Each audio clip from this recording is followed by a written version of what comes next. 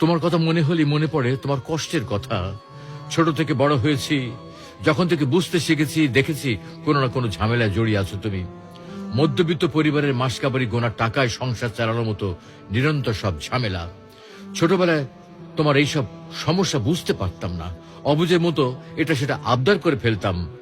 অনেক ছোট ছিলাম মা, অনেক অবুঝ ছিলাম, তাই বিনা কারণেই অনেকভাবে কষ্ট দিয়েছি তোমাকে।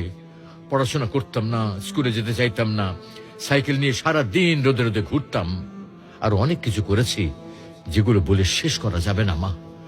মা, বড় হওয়ার পরে একটা সময় আমি বুঝতাম আমার ভুলগুলোর কথা।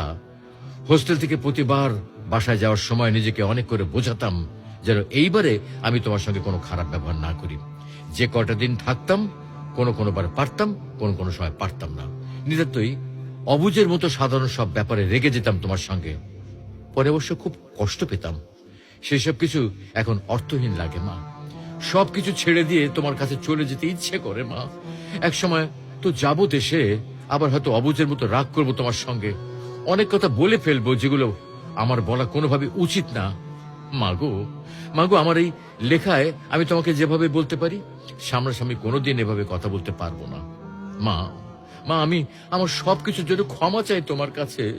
যা করেছি তোমার সঙ্গে তার জন্যে, যা হয়তো ভবিষ্যতে করতে পারি তার জন্যও।